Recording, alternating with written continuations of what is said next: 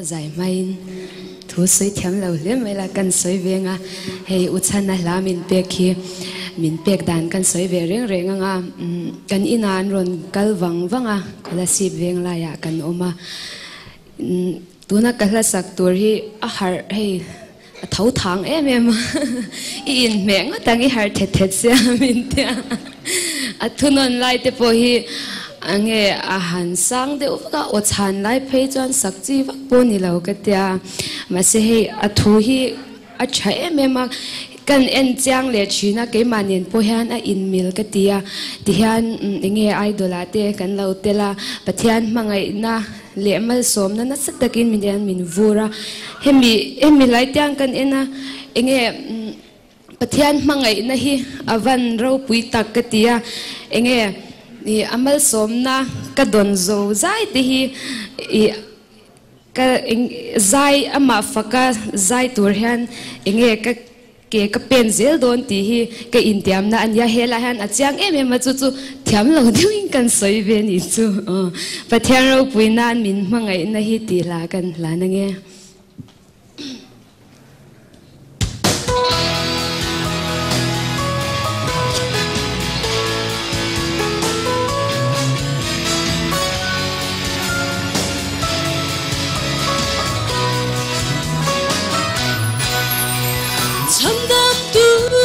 xóa min hmangaihna hi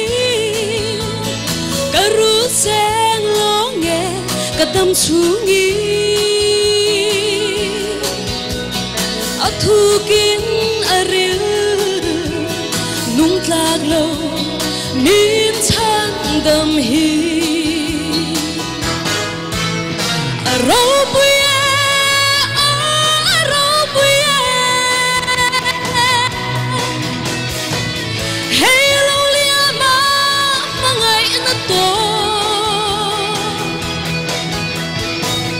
Swal boy Tlangzarhna chu Shilin kapwa sel do min hmangaihna hi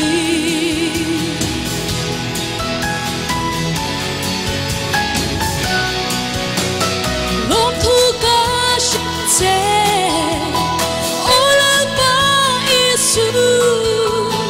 King lâu ber cây min tan vangi Fakim ro se I min lui hallelujah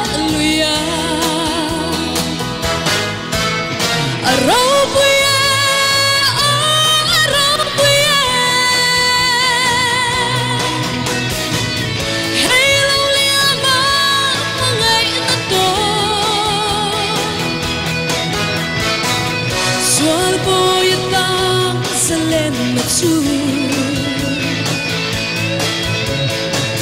Shilin kapwa sel do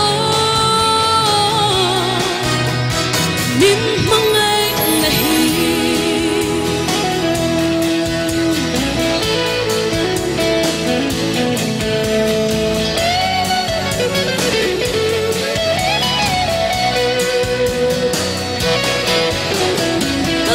chung song hia ka suy se lang che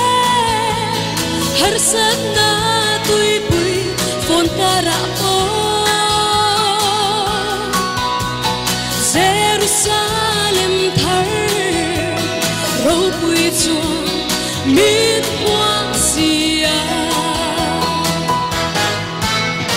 ro